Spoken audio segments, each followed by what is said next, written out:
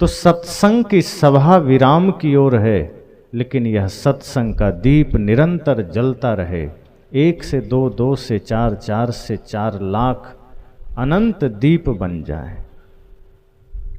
क्योंकि बाहर जो कुछ भी हमें दिखता है उसमें उत्थान पतन लगा रहता है। और सदगुरु कबीर तो कहते ही हैं, जो उगए सो आथवे, फूले सो कुम्हिलाए, जो चूने सो ढही परे, जन्मे सो मर जाए। वो तो कहते हैं जिसका उदय हुआ है उसका अस्त होगा। जो फूल खिला है वो कुम्हिलाएगा, जिस चीज का निर्माण हुआ है उसका विनाश होगा, और जिसका जन्म हुआ है उसकी मृत्यु होगी। तो इस सभा का भी आरंभ हुआ, सभा विराम होगी। हमारा आना हुआ, 4 बजे के बाद हमारा जाना हो जाएगा।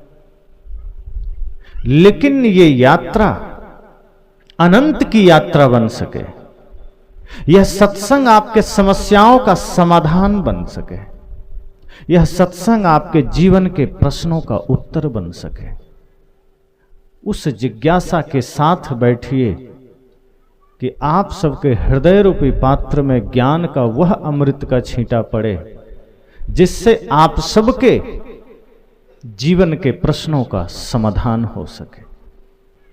और जब सद्गुरु संतों के सानिध्य से हम इन दुखों के बारे में जानते हैं, क्षणिक सुखों के बारे में जानते हैं, तो पता चलता है कि एक रास्ता और है, जिस रास्ते पर हम चल करके अनंत शांति पा सकते हैं।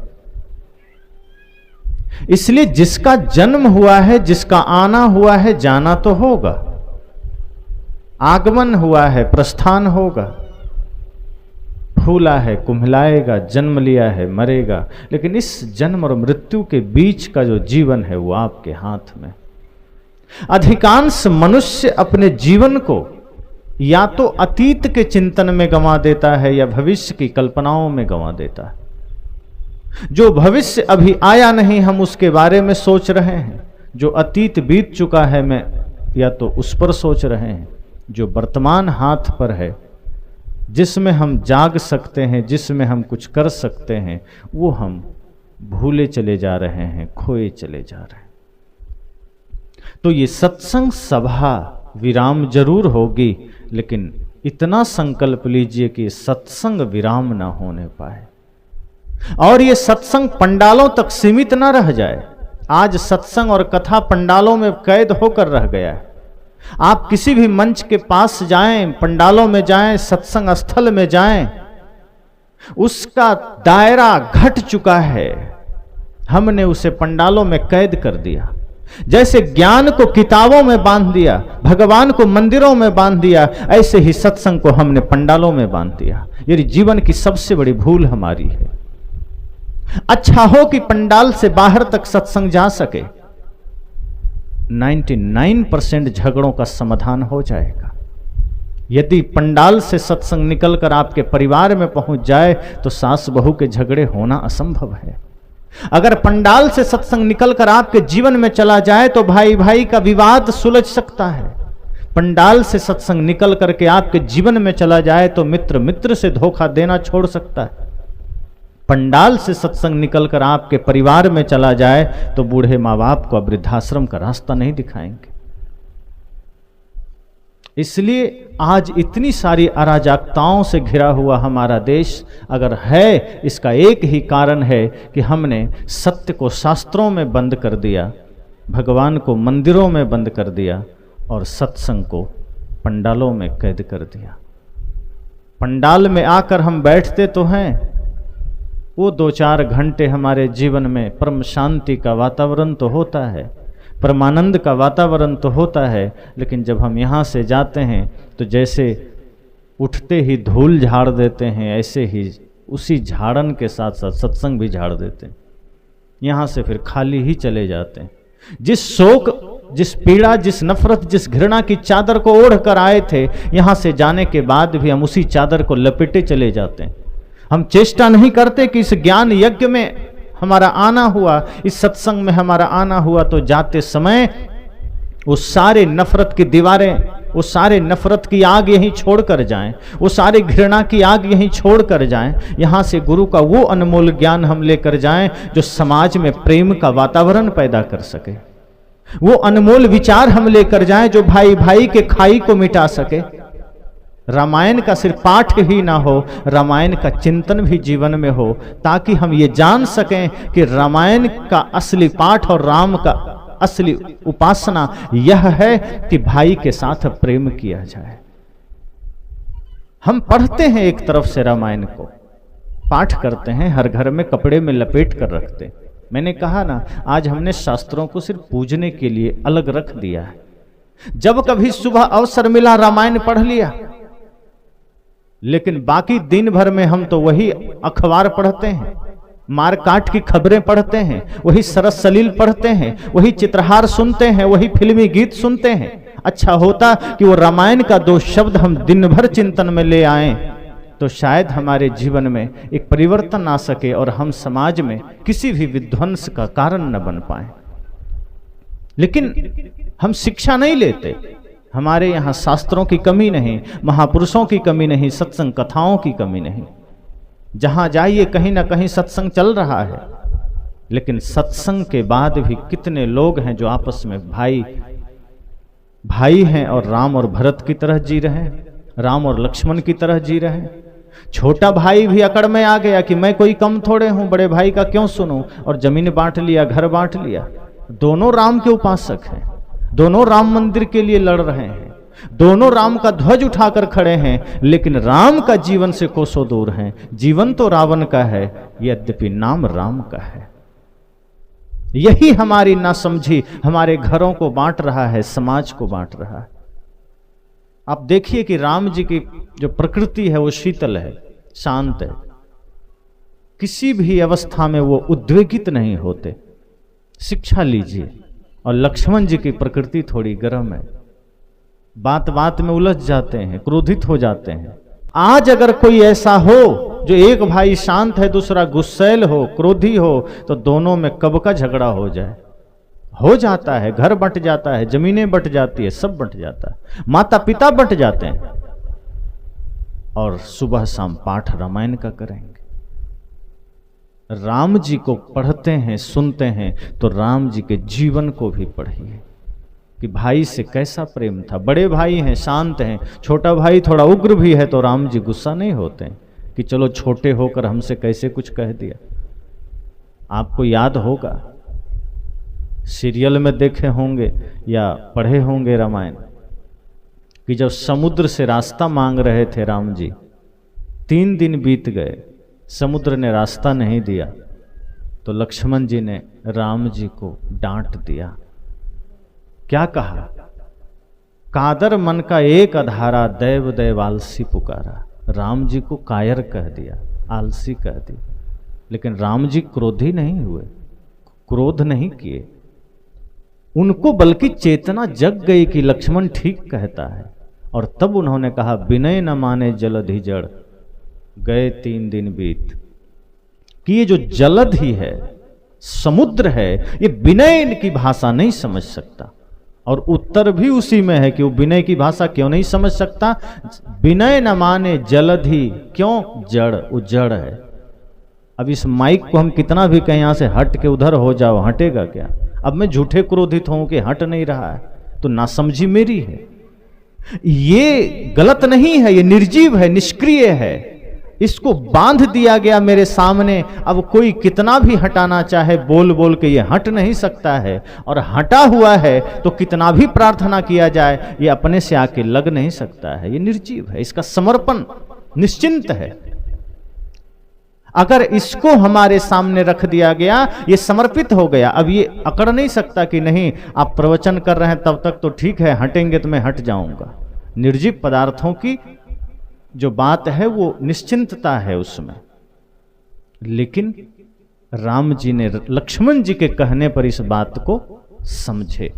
कि हाँ ये समुद्र है, जड़ है, ये विनय की भाषा नहीं समझता। उन्होंने लक्ष्मण को ये नहीं कहा कि तुम्हारी हिम्मत कैसे हो गई बड़े भाई से इस तरह की बात करने की। आज कोई छोटा भाई सही सलाह दे दे तो बड़े भाई का क्रोध और अहंकार आड़े आ जाता है कि तुम्हारी हिम्मत कैसे हुई। उस वक्त हम यह नहीं सोचते कि मेरा ही छोटा भाई है, कोई हित की ही बात कर रहा होगा। अगर कुछ भूल भी हो गई तो गले लगा करके प्यार से समझा दीजिए। वहां तांडव करने की क्या जरूरत है, रावण बनने की क्या जरूरत है। जो काम रावण कर रहा था, अपने भाई को लात मार रहा था, माता पिता की अवज्ञा कर रहा था, वही अगर आप कर रहे हैं तो आप राम के भक्त तो नहीं हो सकते। इसका मतलब इतना ही है कि सत्संग पंडाल से हमने कुछ लिया ही नहीं, हम खाली चले गए। और खाली क्यों जा रहे हैं? जैसे बरसात में अगर बारिश के छींटे पड़ रहे हैं तो आज व्यवस्था है छाता लेके चल देते हैं। छाता ले लिए तो सिर भीगने से बच जाता है, यद्यपि कमर से नीचे छींटे पड़ जाते हैं, लेकिन कमर से ऊपर के क्षेत्र में छींटे नहीं पड़ते। तो लोगों ने और खोज की, रेनकोट निकाला, और रेनकोट ऐसा है कि आप उसे पहन लीजिए, मूसलाधार बारिश में भी एक बूंद आपके शरीर को नहीं छुएगा। आज सत्संग में हमने वही किया है। माया का, प्रपंच का, मोह का रेनकोट पहनकर हम आ जाते हैं। अब ज्ञान के छींटे पड़ तो रहे हैं, दिखाई तो दे रहा है कि सब शरीर पर ही गिर रहा है, लेकिन शरीर और ज्ञान के छींटे के बीच में अविद्या का एक रेनकोट पड़ा हुआ है, जिस वजह से वो ज्ञान हमारे अंतर मन तक पहुंच ही नहीं पाता। और हम यहां से जब लौटते हैं तो उसी कामना के साथ लौटते हैं, उसी नफरत के साथ लौटते हैं, वही दुर्भावना के साथ लौटते हैं। जीवन में परिवर्तन नहीं आता। वरना इतने सत्संग, इतनी कथाएं, इतने शास्त्र के बाद तो समाज में एक परिवर्तन आना चाहिए। उतने ही अंडा खाने वालों की संख्या बढ़ रही है, मुर्गी मारने वालों की संख्या बढ़ रही है, नशा करने वालों की संख्या बढ़ रही है। मैंने कल कहा था कि जिस देश में गंगा बहती है, दुर्भाग्य है उस देश के लोग शराब में डुबकी लगा रहे हैं। ये दुर्भाग्य ही है देश का। जब पड़ोस में कोई गुजर जाए तो आदमी कहता है सब झूठा है, सब माया है, कोई अपना नहीं। लेकिन जब घर आता है तो लगता है सब अपना ही है, वो गया तो गया, हमें थोड़े जाना है, हम तो यहीं कुंडली मार कर बैठने वाले हैं। लेकिन उस दिन पता चलता है जब हमारे सामने भी मृत्यु खड़ी होती है, चल तेरा भी समय आ गया, तब सोचता है जन्म सब धोखे में खोए दियो, अब खो गया, अब पा नहीं सकते। अब चाहे अंबानी हो चाहे एक साधारण आदमी, अब दोनों के लिए स्थिति समान हो गई। मृत्यु के नजर में कोई भेदभाव नहीं है। वो ये नहीं देखती कि ये अंबानी जैसा है तो इसे छोड़ दें, ये टाटा बिरला डालमिया जैसा है, बिल गेट्स मस्क जैसा है, इसे छोड़ दें, और ये गरीब है तो पहले उठा लें। मृत्यु के सामने कोई पक्षपात नहीं, कोई घूस भी नहीं चलता कि पैसा बहुत है, दो चार बंडल निकाल के धर दें कि थोड़ा रुक, थोड़ा मौका दे दो। मृत्यु कहते अब मौका नहीं मिलेगा, अब हो गया, दे दिया मौका। आदमी कहता है मौका कब दिया? कहीं इतना जीवन दिया, मौका ही दिया, और सूचना भी दिया, सजग नहीं हुए का, कोई सूचना नहीं मिला, कोई पत्र नहीं मिला। किसी पर मुकदमा हो जाए, कोर्ट से वारंट मिल जाता है, तुमने तो कुछ नहीं दिया। मृत्यु कहती है दिया था, तुमने नजरअंदाज कर दिया, भेजा था, तुमने समझा ही नहीं। कहा क्या भेजा? का बाल सफेद किया पहले, सूचना भेजा कि सजग हो जाओ, मृत्यु निकट ही है, और तुम नादान आदमी ब्यूटी पार्लर जाके बाल काले करवा लिए ताकि मृत्यु को धोखा दे सकें। तुमने सोचा काले हो जाएंगे तो मृत्यु को धोखा हो जाएगा कि ये अभी बूढ़ा नहीं हुआ, इसे नहीं ले चलेंगे। पर ध्यान देना, मृत्यु बाहर नहीं, तुम्हारे भीतर मौजूद है, वो देख रही है तुम क्या क्या हरकत कर रहे हो। मृत्यु तुमसे अलग नहीं है। जिस दिन तुम मां के गर्भ में आते हो, मृत्यु साथ आती है, वो भिन्न नहीं है। हमें लगता है कि एक दिन कोई अचानक गुजर गया, अचानक कुछ भी नहीं होता। जैसे अभी आपने देखा यहां पान के पत्ते रखे थे, 150 पत्ते रख लीजिए, ऊपर से आप सुई चुभा दीजिए, सेकेंड भी नहीं लगेगा, सुई इस पार से उस पार हो जाएगी। आपको लगेगा सभी पत्तों में सुई एक साथ गई है, लेकिन आप जानते हैं कि वो एक एक करके गई है, चाहे वो बहुत तेजी में ही क्यों ना गई, एक साथ नहीं गई है। हमें लगता है मृत्यु अचानक हुई है, अचानक कुछ भी नहीं होता। एक एक क्षण मृत्यु हमें मारती रही है, एक एक पल हमें मारती रही है, एक एक घंटे हमें मारती रही है। मारते मारते मारते जब अंतिम पहुंच गया, आखिरी पत्ते में जब सुई पार होती है, पता चलता है सब पार हो गया। अचानक एक दिन प्रत्यक्ष हो जाता है। अब प्रत्यक्ष में तो मृत्यु घटित हो रही है, अप्रत्यक्ष में तो यात्रा चल रही है मृत्यु की साथ साथ, और हम भागने की चेष्टा करते हैं। तो मृत्यु कहती है, बाल सफेद किया तुमने, समझा नहीं, चेता नहीं, तुम्हें लगा कि काले करवा लेंगे तो धोखा हो जाएगा, पर हम धोखे में नहीं, तुम धोखा में हो कि तुम्हें ऐसा लगता है कि हम धोखे में। कहा अच्छा चलो, एक सूचना दिया, दूसरा? कहा दूसरा भी दिया था, दांत हिलने लगे तुम्हारे, और तुमने अस्पताल जाकर दांतों को पूरा सेट लगवा लिया ताकि बुढ़ापे का असर ना हो, फिर भी तुमने किया। कहा तीसरा? कहा चाम ढीले पड़ गए, ये भी सूचना है कि जल्दी सचेत हो जाओ, भजन में लग जाओ, जवानी तो गंवा दी, संसार में कुछ मिला नहीं, और तुम आज जिसके पास पैसे हैं प्लास्टिक सर्जरी करवा के वो भी 60 में 30 का दिखने लगता है कि हम तो अभी जवान हैं। कहा इस तरह से बहुत सूचनाएं भेजे, कान से सुनना तुम्हारा कम हुआ, मशीन तुमने लगा लिया, आंखों से दिखना कम हुआ, चश्मा तुमने लगा लिया, सारी विकल्प तुमने सारे विकल्प तैयार कर लिए, लेकिन ये ध्यान तुम्हारा नहीं गया कि अब अंतिम घड़ी आने वाला है, अब तो लगे भजन में, अब तो लगे भक्ति में, अब तो लगे सत्संग में, जीवन का उद्देश्य पूरा करें। लेकिन सत्संग चल रहा है और उधर बत्संग भी चल रहा है। सत्संग अगर हमारे जीवन के लिए परिवर्तन का कारण न बन सका तो दोष सत्संग का नहीं, हमारे चित्त का है, मन का है, क्योंकि हम सत्संग को घर तक ले ही नहीं गए। आज सारी समस्याओं का समाधान हो सकता है देश का, अगर हर व्यक्ति सत्संग अपने जीवन में लेके चल दे। आज आदमी की चालाकी देखिए, सारे पाप कर्म घर में करता है, लेकिन भगवान का मंदिर घर से बाहर गांव के तरफ बनाता है। इसका भी एक कारण है, वो जानता है भगवान घर में आ गए तो यहाँ रावण को भागना पड़ेगा, अर्थात आसुरी प्रवृत्ति टिक नहीं सकती। अगर गुरु या भगवान का आगमन हमारे हृदय में हो गया तो इस हृदय में अंधेरा टिक सकता है क्या? जिसके हृदय में मान लीजिए राम जी का निवास हो गया, वो व्यक्ति अपने भाई से रावण वाला व्यवहार करेगा।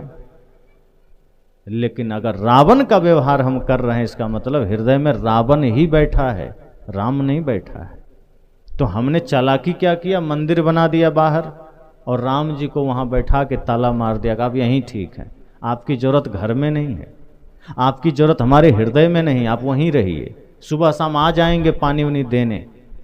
भगवान को लाचार और निकम्मा समझ लिया कि हम ताला बंद कर दिए। राम की जरूरत आपके बनाए मंदिरों में नहीं, राम की जरूरत आपके हृदय में है, आपके घर में है। यही हमने बुद्ध के साथ किया, उनके भी मंदिर बना के उनको कैद कर दिया। यही हमने कृष्ण के साथ किया और यही आज कबीर साहब के साथ हो रहा है।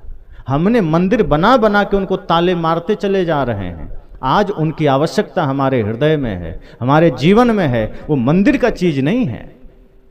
कबीर साहब जीवन जीने की चीज है, राम जी का आदर्श जीवन जीने का चीज है, उनका ज्ञान हमारे जीवन के लिए उपयोगी है, हमने ताले मार दिए।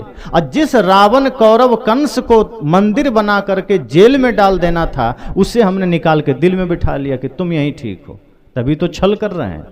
अगर आपके मन में छल है, कपट है, प्रपंच है, इसका अर्थ है कि वहां रावण का निवास है, अर्थात राक्षस का निवास है, आसुरी प्रवृत्ति ने डेरा डाला है। उससे मुक्ति अगर पाना है, सत्संग को साथ ले जाना होगा। सत्संग जब साथ चलेगा, जहां जहां आप होंगे वहां वहां सत्संग होगा। सत्संग आपको बचाएगा अधर्म करने से, सत्संग आपको बचाएगा पाप करने से, झूठ बोलने से, छल करने से। लेकिन हम धड़ल्ले से झूठ बोल रहे हैं, अपनों से छल कर रहे हैं, अपनों से कपट कर रहे हैं, अपने ही परिवार में विध्वंस का कारण बन रहे हैं। इसका इतना ही कारण है कि सत्संग में हम तो हैं, सत्संग हम में नहीं है। सत्संग में हमारा शरीर तो बैठा है, सत्संग का कोई शब्द हमारे हृदय में नहीं बैठा। और कई बार आदमी सोचता है कि चलो पड़ोसी बदल जाए तो हम भी बदल जाएंगे। या माता पिता बदल जाएं तो हम भी बदल जाएंगे। ये धर्म, ये सत्संग आपकी कमाई है, आप करेंगे आपका जीवन बदलेगा, कोई बदले ना बदले। पड़ोसी ने श्वास लिया कि नहीं लिया, आप सोचते हैं क्या कि पड़ोसी श्वास लेगा तभी श्वास लेंगे, कि पड़ोसी खाएगा तभी खाएंगे? लेकिन जब धर्म के मार्ग पर चलना हो, पुण्य के मार्ग पर चलना हो, परमार्थ करना हो, तो हम देखते हैं कि अगल बगल वाला कर रहा है कि नहीं। जब किसी बुराई का त्याग करना हो तब हम पड़ोसी को झांकते हैं कि उसने तंबाकू छोड़ा कि नहीं, वो छोड़ेगा तो हम भी सोचेंगे। यही समस्या हमारे जीवन को बिगाड़ के रख दिया और सत्संग करते करते भी जीवन में कोई परिवर्तन नहीं आया। इसलिए मैंने कहा कि जिसका उदय हुआ उसका अस्त होगा, जिसका जन्म हुआ उसकी मृत्यु होगी। ये शरीर सदा एक सा नहीं रहेगा। आपका शरीर अगर आज महत्वपूर्ण है तो वो क्षणिक है। कर्म अच्छा करेंगे तो आपके न रहने पर भी आप महत्वपूर्ण होंगे। इस शरीर से हमारी पहचान क्षणिक है, पद से पहचान क्षणिक है, लेकिन अगर धर्म से आपकी पहचान है, कर्म से आपकी पहचान है, वो शाश्वत है। शरीर आज सबल है, सुंदर है, बुढ़ापा आएगी वही शरीर कुरूप हो जाएगा। रोक पाएंगे? शरीर को बिखरने से नहीं रोक पाएंगे। मान लीजिए आप पद में हैं, अभी हमारे देश के राष्ट्रपति द्रौपदी मुर्मू जी हैं, पद में हैं, पद उनकी पहचान है। इनसे पहले कौन थे? श्री रामनाथ कोविंद जी, अब हैं वो राष्ट्रपति। पद उनका पहचान बना, वो पद अस्थाई नहीं रहा। अब वो नहीं है, अब वो भूतपूर्व राष्ट्रपति है। राष्ट्रपति तो नहीं है, भूतपूर्व हो गए। अर्थात संसार का कोई भी पद आपको मिल जाए, आप भूत हो ही जाएंगे। विधायक हैं, कोई भूतपूर्व विधायक हो जाते हैं। सांसद हैं, भूतपूर्व सांसद हो जाते हैं। मुख्यमंत्री हैं, भूतपूर्व मुख्यमंत्री हो जाते हैं। शिक्षक भूतपूर्व हो जाते हैं, सैनिक भूतपूर्व हो जाते हैं। संसार का कोई पद अस्थाई नहीं है, उसका घमंड क्या करना। लेकिन कुछ तो ऐसा है जो कभी भूतपूर्व नहीं हो। वो क्या है? जिसने जीवन में भक्ति धारण कर लिया और वो सच्चे अर्थ में भक्त बन गया, वो कभी भूतपूर्व नहीं होता। आपने कभी सुना वो भूतपूर्व भक्त है? वो सदा भक्त रहता है, कभी भूतपूर्व नहीं होता।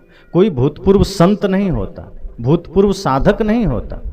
सच में जो संत है वो सदा संत रहता है, सच में जो साधक है सदा साधक रहता है। इसका मतलब यही एक शाश्वत पथ है, यही एक शाश्वत मार्ग है, जिसे पकड़ लेने के बाद आप कभी भूत नहीं बन सकते, वो कभी विनश नहीं सकता है। और यही पहचान शाश्वत पहचान भी है। राम जी को आप इसलिए नहीं जानते कि वो सुंदर थे, कि उनके पास धन बहुत था, कि वो बाण बढ़िया चलाते थे। आप इसलिए जानते हैं कि वो मर्यादा पुरुषोत्तम थे, कर्म महान था। माता शबरी को आप इसलिए जानते हैं क्योंकि वो भक्ति में जीवन जी रही थी।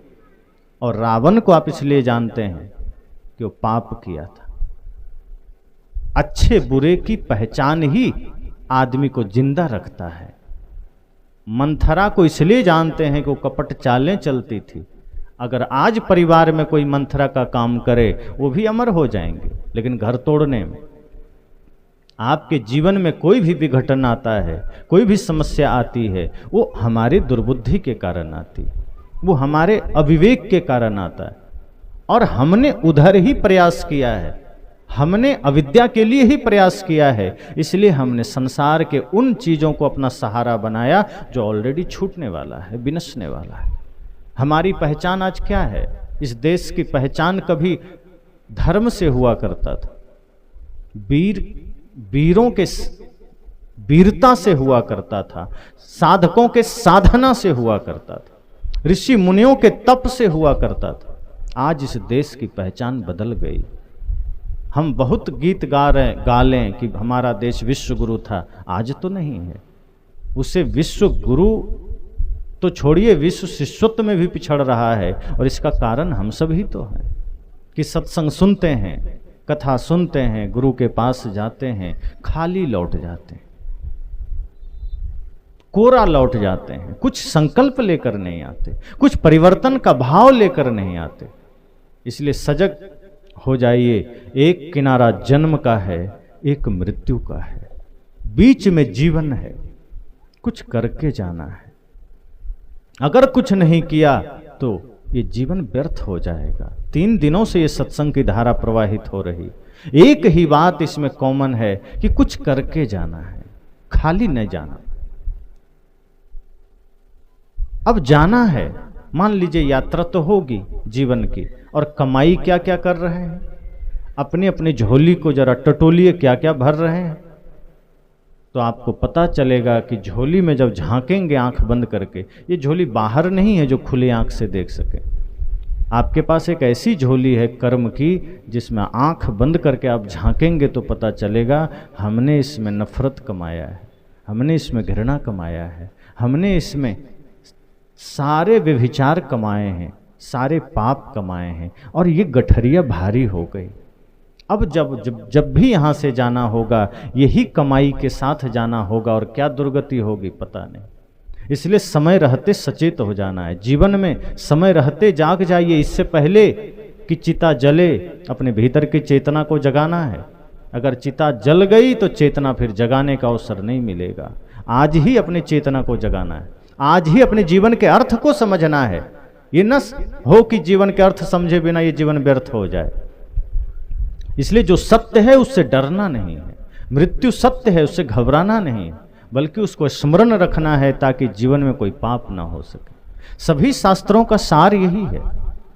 आप उपनिषद पढ़िए, गीता पढ़िए, रामायण पढ़िए, सदगुरु कबीर की वाणियों को पढ़िए, उनके दोहे साखियों को पढ़िए, बुद्ध की वाणियों को पढ़िए, महावीर की वाणियों को पढ़िए। सब में यही है कि कर्म को सुंदर करिए, कर्म को महान बनाइए। आप शरीर से पहचाने नहीं जाएंगे, वो जीते जी आपकी धन आपकी पहचान है।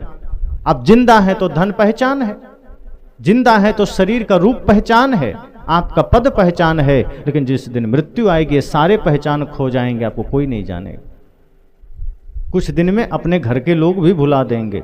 इसलिए कभी मत सोचे कि धन से पहचान बन जाएगी, रूप से पहचान बन जाएगी, पद से पहचान बन जाएगी। जितने भी महापुरुष हैं आप उन्हें शरीर से नहीं जानते, आप उन्हें उनके कर्म से जानते हैं, और कर्म ही सबसे बड़ी पूजा है, ये हमारे शास्त्रों ने कहा।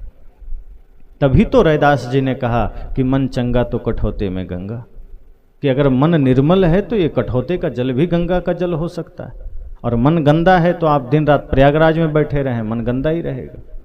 ऐसा तो नहीं है कि प्रयागराज में जितने लोग हैं सब धर्मात्मा हो गए, कि अयोध्या में जितने लोग हैं सब धर्मात्मा हो गए। जिसका मन निर्मल है वो अंडमान निकोबार में भी बैठा होगा तो उसके मन में अयोध्या होगी, और जो अयोध्या में भी बैठा है और मन गंदा है तो वो पाकिस्तान में बैठा हो। जगह से मतलब, आपके मन की अवस्था से मतलब। अगर आप दुनिया के किसी कोने में हैं और मन निर्मल है तो राम जी कहते हैं चिंता मत करो, मैं वही हूं। सीधी सी बात है कि जब मन निर्मल हो तो सब कुछ यही है। मन पवित्र हो तो आपके घर का जल भी गंगा जल है। मन निर्मल हो तो आप खेत भी जाएंगे पवित्र मन से तो ऐसा महसूस होगा कि हमने किसी तीर्थ की यात्रा की है। और स्वार्थ भरे मन से आप काशी चले जाएं, गंगा सागर चले जाएं, पुरी चले जाएं तो भी लगेगा जैसे कि मन पर कोई बोझ है।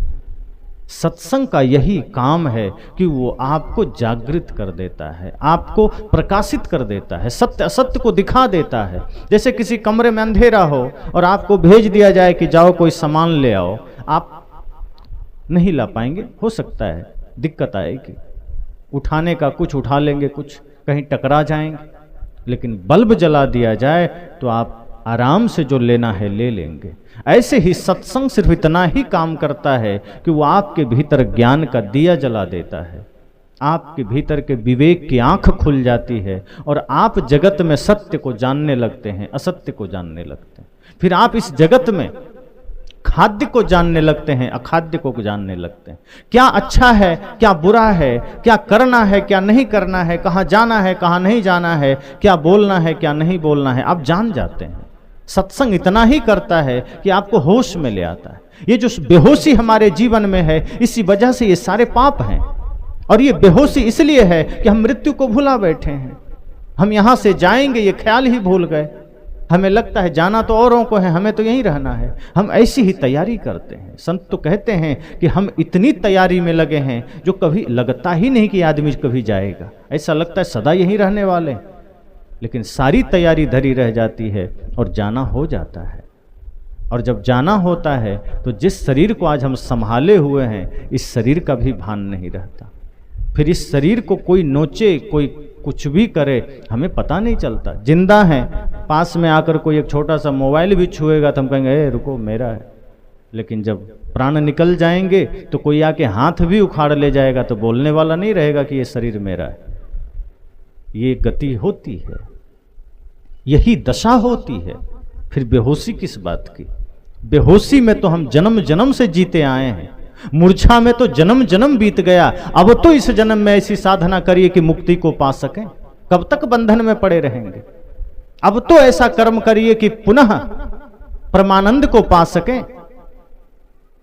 कि पाप कर्म करते करते, छल करते करते अगर मन भर गया हो, झूठ के मार्ग पर चलते चलते अगर कदम थक गया हो, तो अब थोड़ा सत्य के धरातल पर आइए, अब थोड़ा प्रेम के धरातल पर आइए। और गजब की बात तो यह है कि जीवन में प्रेम से जीने के लिए ही समय कम है। पता नहीं हम नफरत के लिए समय कहां से निकाल लेते। जीवन में धर्म के लिए ही समय कम है, परमार्थ के लिए ही समय कम है, हम पाप के लिए समय कहां से निकाल लेते हैं।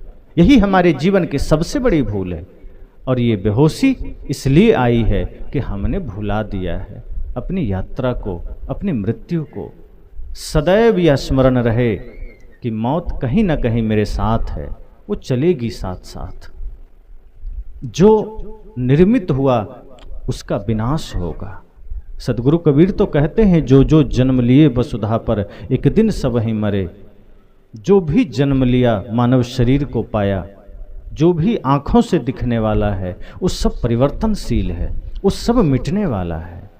उसमें अगर कुछ सत्य है वो आप सत्य हैं, आत्मा सत्य है, और इसका स्वरूप, इसका स्वभाव सत्य है, अहिंसा है, प्रेम है, करुणा है। इसलिए इसे ही धारण करिए।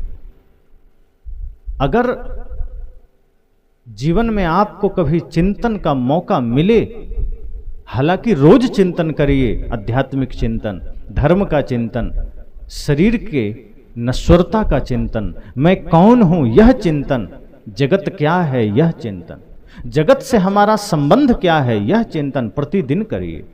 धीरे धीरे सारे विकार छटेंगे। अभी तो हमने शरीर को अपना माना, धन को अपना माना, मैं ही हूं यह मान लिया। धीरे धीरे यह सोचिए शरीर मेरा नहीं, मैं चेतना हूं, मैं आत्मा हूं। मेरा काम ये पाप का नहीं है, ये छल का नहीं, ये घृणा का नहीं है। और लोग करते हैं तो करें, पर हमारा काम तो धर्म पथ पर चलना है, प्रेम पथ पर चलना है, मुक्ति की उपासना करनी है, मुक्ति की साधना करनी है। ये मनुष्य शरीर मिला ही मुक्ति के लिए है और हम इसे बंधन में लगा दिए। अगर जो काम हम कर रहे हैं यही करना है, इसके लिए जानवर पर्याप्त है। जानवर भी खा लेते हैं, पी लेते हैं, बच्चे पैदा कर लेते हैं। इतना ही काम आज आदमी कर रहा है, बस उसी को थोड़ा व्यवस्थित कर रहा है। जानवर निश्चिंत होकर कर लेता है। आज वो खा लिया, कल की चिंता नहीं करता, वहां भी आपसे ठीक है। वो आज खाया, कल का उसे चिंता नहीं है। वो खा लिया, निश्चिंत है, शांत है, कोई उसके जीवन में कोई समस्या नहीं। बल्कि जो जानवर आदमी के संग में आया वही थोड़ा बीमार भी होने लगा। जो जानवर जंगलों में है वो आज भी निरोग है, उसके जीवन में कोई समस्या नहीं है। वो जंगल में घूम घूम कर खा लेता है, पेट भर लेता है, निरोग रहता है। लेकिन आदमी ऐसा रोगी आदमी कि जानवर भी संग में आया, वो भी रोगी बन गया। आज सारे अस्पताल इंसानों के लिए हैं, सारे कोर्ट कचहरी इंसानों के लिए हैं। कोई भी कोर्ट कचहरी किसी बैल और कुत्ता के लिए नहीं है। किसी बैल पर किसी ने मुकदमा नहीं किया, किसी कुत्ते को किसी ने मुकदमा नहीं किया। ये सारी चीजें इंसानों के लिए है। सत्संग भी इंसानों के लिए है, क्योंकि जानवर में कोई परिवर्तन नहीं हो सकता। बिल्ली को यहां बैठा दिया जाता पहला दिन कि बैठो तुम यहीं, और गले में माला डाल देते और रोज अहिंसा पर प्रवचन करते, तो क्या लगता है आज वो अहिंसा व्रत पालन कर लेती? माला पहना कर जैसे ही छोड़ते वो चूहा खोजने निकल जाते। उसको मतलब नहीं है कि हमने क्या सुना 3 दिन, क्योंकि वो जानवर है, वो प्रकृति में है, उसकी प्रकृति ही है हिंसा करना। लेकिन गाय को किसी कसाई के घर बैठा दिया जाए 1 महीना तक और उसको कहे कि तुमको भी कल से मांस खाना है, तो क्या लगता है गाय जिंदा रहने के लिए मांस खा लेगी? मर जाएगी, मांस को सूंघेगी तक नहीं। प्रकृति में है वो। गाय को आप गांजा पिला के देखिए, नहीं पिएगी। शराब पिला कर देखिए, नहीं पिलेगी। जबरदस्ती डाल देंगे तो बीमार हो जाएगी। वो प्रकृति में है। तो शेर को, बिल्ली को, कुत्ता को अहिंसक नहीं बनाया जा सकता। गाय को, बैल को, हाथी को, घोड़े को, बकरी को हिंसक नहीं बनाया जा सकता। वो प्रकृति पर है, उसके जीवन में कोई परिवर्तन नहीं हो सकता। और ऐसा भी नहीं है कि गाय ने किसी गुरु से माला लिया इसीलिए मांस नहीं खाती है। माला भी नहीं लिए कि चलो किसी गुरु से माला लिया, मंत्र ले लिया तो मांस का त्याग कर दिया। नहीं, वो प्रकृति से है, वो निश्चिंत है, वो अपने धर्म पर है। लेकिन सारी समस्याओं का जड़ आदमी है। आज सारे समाधान आदमी को चाहिए, सारी व्यवस्था आदमी को चाहिए। आज सारी लाचारी का कारण आदमी है, सारी बीमारी का कारण आदमी। ये जो तमाम तरह के बीच में उफान तूफान कोरोना का आया था, क्या किसी जानवर की वजह से आया? ये आदमी का ही कुराफात था। प्रकृति से छेड़छाड़, नेचर से छेड़छाड़ के चक्कर में तमाम तरह के रोग, तमाम तरह की बीमारी, तमाम तरह की समस्याएं इस धरती पर आ रही है। आदमी के पागलपन के वजह से ही सुनामी आती है, भूकंप आते हैं। हालांकि कुछ वैज्ञानिक कारण हैं, लेकिन प्रकृति में जो उथल पुथल है वो आदमी के विकृति के वजह से है, प्रकृति से छेड़छाड़ के वजह से है। जब प्रकृति असंतुलित होती है तो संतुलन बनाने के लिए यही सारे तांडव होते हैं। और ये सब असंतुलन आदमी की वजह से। आदमी हिंसा के पथ पर दौड़ रहा है। जन्म मिला था शुद्ध प्राकृतिक शांत जीवन, शुद्ध वैष्णव जीवन, और हमने कर लिया खराब। तो ये सारे कोर्ट कचहरी, न्यायालय, अस्पताल, सत्संग घर, पुस्तक, मंदिर सब आदमियों के लिए है, आदमी को व्यवस्थित बनाने के लिए है। आदमी ही मर रहा है, मार रहा है, आदमी लूट कर घर भर रहा है, आदमी ही मरता है, मार रहा है आदमी। दूसरा कौन है? कोर्ट चले जाइए, भीड़ आदमी की मिलेगी। अस्पताल में भीड़ आदमी की मिलेगी, सारी व्यवस्था आदमियों के लिए। तो जिसका जीवन बिगड़ा है उसके सुधारने के लिए सत्संग भी है, लेकिन हम सुधर नहीं पाते। बिगड़ने का तो कोई केंद्र नहीं है। मैंने पहले दिन ही कहा था, इस धरती पर कोई जगह नहीं जहां बिगाड़ना सिखाया जाता हो, लेकिन फिर भी आदमी बिगड़ता है। हिंसा सिखाने वाली कोई जगह नहीं है, गाली सिखाने वाली कोई जगह नहीं है, नशा सिखाने वाली कोई जगह नहीं है। आदमी देख के सीख लेता है, स्वाभाविक सीख लेता है। पर आदमी कैसे बनना है, माता पिता गुरु की भक्ति कैसे करनी है, राष्ट्र की भक्ति कैसे करनी है, इसके लिए जगह जगह सिखाया जा रहा है। और आदमी सीखने को राजी नहीं, आदमी सीख ही नहीं पाता। इसलिए मैंने कहा जीवन थोड़ा है, जन्म और मृत्यु 2 किनारा है, बीच में हम हैं, जीवन है। और बीच का जो जीवन है इसे ही हमें व्यवस्थित करना है, क्योंकि जो बीतता जा रहा है वो हाथ से निकलता जा रहा है। सुबह जो आपका जीवन था वो अभी नहीं है, अभी जो है वो शाम को नहीं होगा। आप कितने यत्न कर लें, एक बीता हुआ पल लौटाया नहीं जा सकता। इतना कीमती है एक एक पल। और हमने अपने एक एक पल को हिंसा में लगाया, नफरत में लगाया, घृणा में लगाया। एक एक पल लौटाया नहीं जा सकता। सोचिए, इतना कीमती जीवन को हम गंवाए चले जा रहे हैं।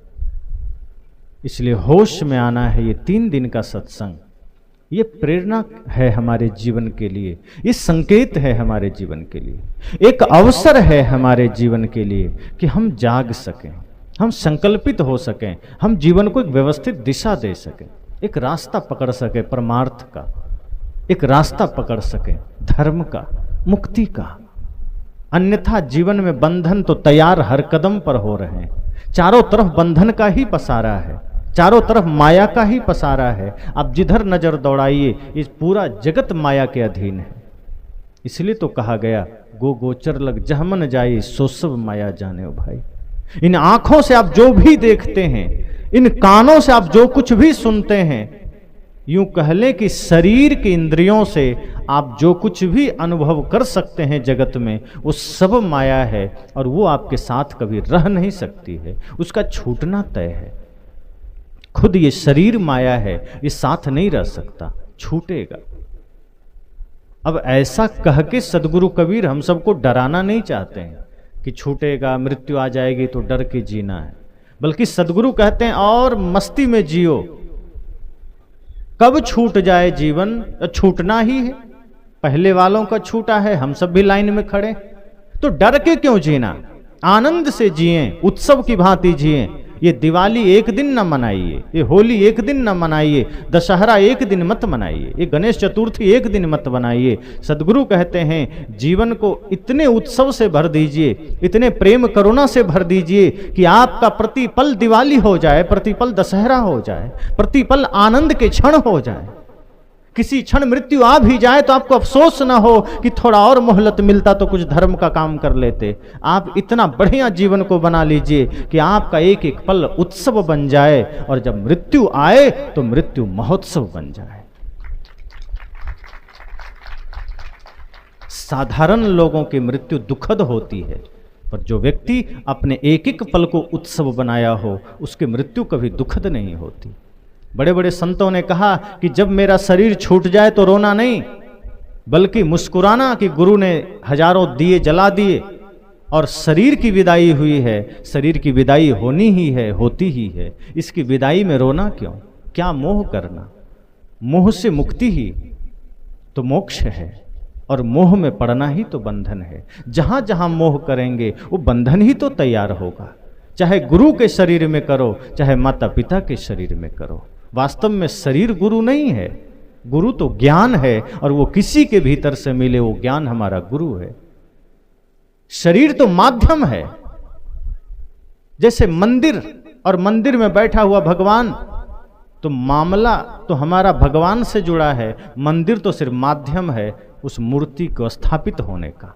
शरीर तो सिर्फ माध्यम है, असली बात तो शरीर के भीतर बैठा हुआ चेतना में है, आत्मा में है, जिसे मुक्त करना है, मोक्ष की ओर ले जाना है। ये शरीर तो एक सहारा है।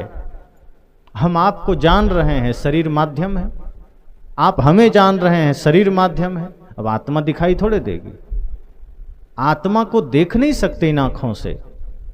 आत्मा को देखना हो तो विवेक से अनुभव कर सकते हैं। आत्मा सबको देखती है, आत्मा को कैसे देखेंगे। उपनिषद के ऋषियों ने कहा ना, जिसे कान सुन नहीं सकते बल्कि जिसकी सत्ता में कान सुनते हैं, जिसे आंखें देख नहीं सकती बल्कि जिसकी सत्ता में आंखें देखती है, उसे ही तू आत्मा जान, उसे ही तू परमात्मा जान। अर्थात हमारे भीतर जो आत्मा बैठी है, इसकी सत्ता में आंख देख रही है। ये आंख अपने आप में कुछ नहीं देखती। अगर ये अपने आप में देख सकती तो चेतना निकल जाती है, तो आंख तो फिर भी रहती है, कहाँ वो देखता है।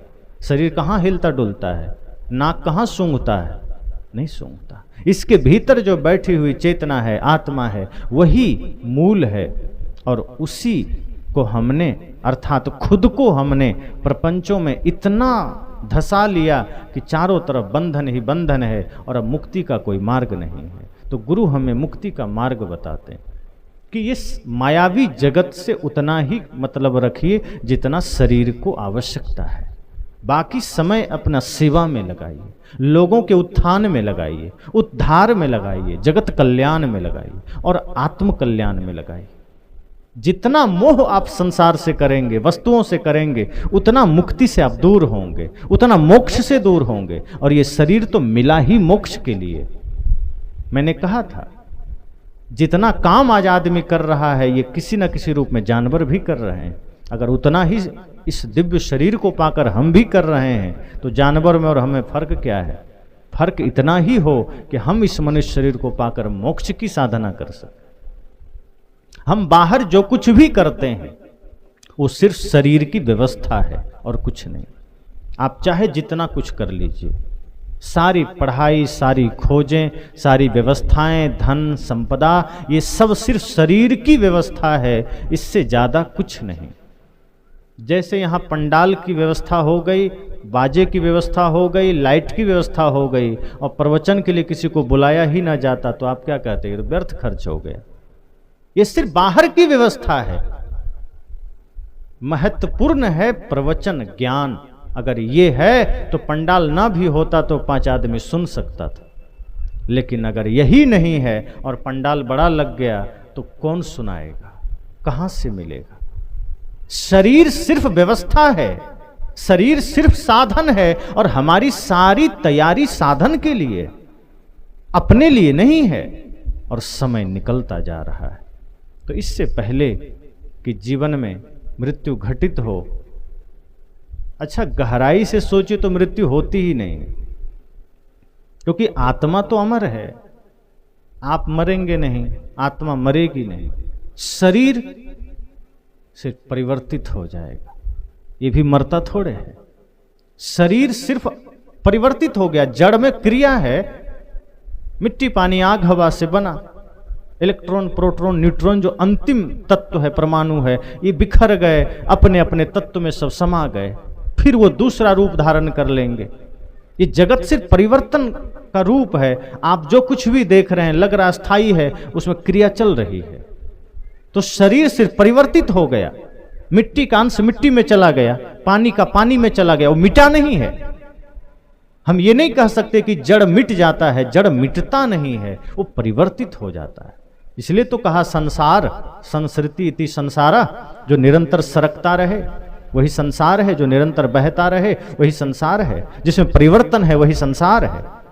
तो शरीर में परिवर्तन है, बिखर गया, फिर वो उसी राख में एक नया जीवन पैदा होगा, उसी मिट्टी पानी आग हवा से पुनः एक नया शरीर जन्म लेगा, फिर नई एक यात्रा शुरू होगी।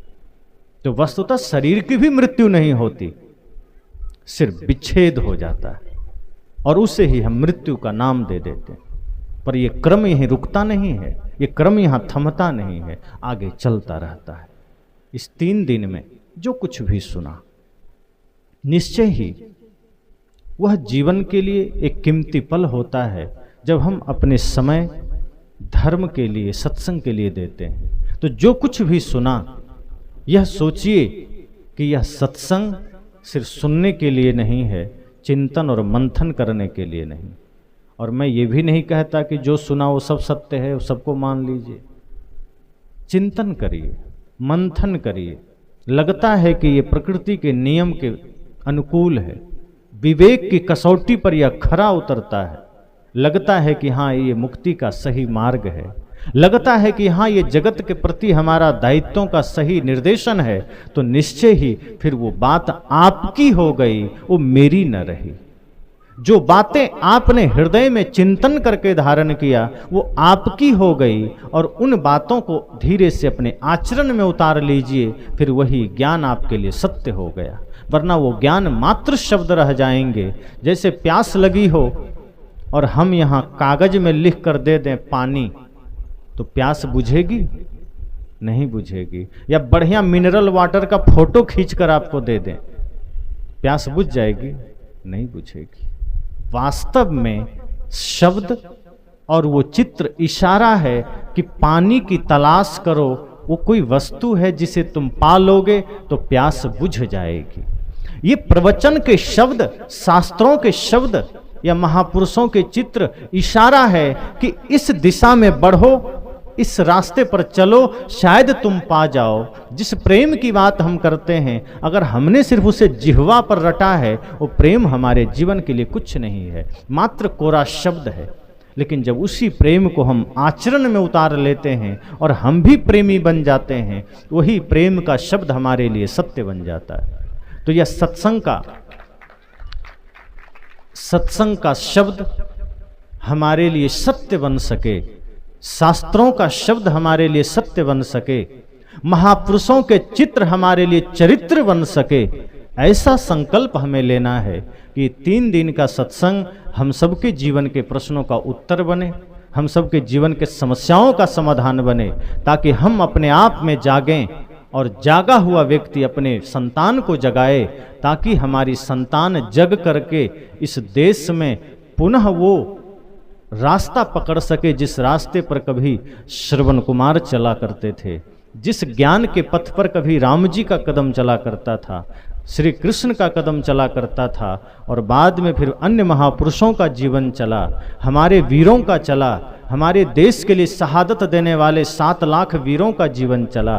अगर आपने ऐसा जागरण अपने जीवन में पैदा किया, धर्म के मार्ग पर चलने का संकल्प लिया, तो छोटे छोटे बच्चों में पुनः वो संभावना विकसित की जा सकती है, उनके भीतर पुनः राष्ट्र निर्माण का भाव जागृत किया जा सकता है, उनके भीतर फिर अनंत संभावनाओं का एक मूर्ति रूप दिया जा सकता है। और इसके लिए माता पिता को तत्पर होना है। ये सत्संग का शब्द और ज्ञान आपको जीवन में उतारना है। बहुत बहुत शुभकामनाएं। आप सबने मेरी बातों को ध्यान से सुना। बहुत सी बातें जीवन में है जो सीमित समय में नहीं कही जा सकती। सूत्र रूप इतना ही है कि जो सुना उसे चलना है, उस पर जीना है। अगर नहीं चल पाए तो महत्व तो नहीं रहा। हम कितना खाते हैं ये महत्वपूर्ण नहीं है, कितना पचाते हैं ये महत्वपूर्ण है। हम खा लिए ढेर सारा, पचा नहीं पाए तो क्या मतलब है। थोड़ा ही खाइए, पचा लीजिए, थोड़ा ही सुनिए, वो जीवन में उतर जाए। तो जब उजाला फैलाना हो, नाम उसी का रहता है। भले ही प्रयास थोड़ा हो, चिंता मत करिए कि मेरे छोटे से प्रयास से समाज में क्या होगा। याद करिए, जब एक जंगल में आग लगी, सभी जानवर पानी डाल रहे थे, हाथी भी और सब, तो एक चिड़िया भी चोंच में पानी डाल रही थी। तो सबने मजाक उड़ाया कि क्या मजाक करती हो, तुमसे कुछ होगा। कहा हमसे कुछ नहीं होगा, हम जानते हैं कि एक बूंद से भी थोड़ा सा सामर्थ्य है हमारा, कम है, लेकिन कल को इतिहास लिखा जाएगा तो लोग ये तो कहेंगे ना कि ये चिड़िया आग बुझाने वालों में थी, आग लगाने वालों में नहीं थी। तो हमारा नाम लगाने वालों में नहीं आएगा, बुझाने वालों में आएगा।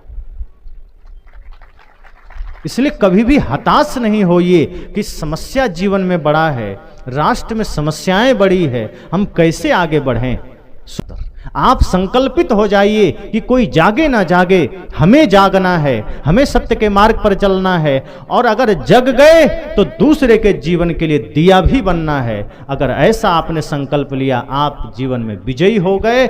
आपसे बड़ा विजेता कोई नहीं। विजेता वह नहीं है जो दुनिया को जीता है, विजेता वह नहीं है जो दूसरे पर शासन करता है। सदगुरु कहते हैं विजेता वह है जिसने अपने मन, अपने वाणी, अपने इंद्रियों को जीता है। और जिसने मन, वाणी, इंद्रियों को जीत लिया, उससे बड़ा साधक, उससे बड़ा विजेता कोई नहीं। और यही हमारे भीतर ज्ञान का दिया जागृत करने का साधन है। तो इसलिए पुनः पुनः सरदार जी को और आप सबको भी शुभकामना। आप सब इनमें सहयोगी बने। आगे जब भी ऐसे ज्ञान दीप जले, सत्संग का दिया जले, आप सब उसमें साथी बन जाइए, आप सब सहयोगी बन जाइए। और यह संकल्प लीजिए कि जैसे भगवान बुद्ध के लिए सम्राट अशोक धर्म का ज्योति लेकर दुनिया में निकल पड़े, आप सब भी अपने अपने सामर्थ्य अनुसार संत के पीछे वही सम्राट अशोक का रोल निभाइए, वही फर्ज निभाइए। निश्चय ही पुनः विश्व गुरु होगा देश। यही मंगल कामना है, शुभ कामना है। बस।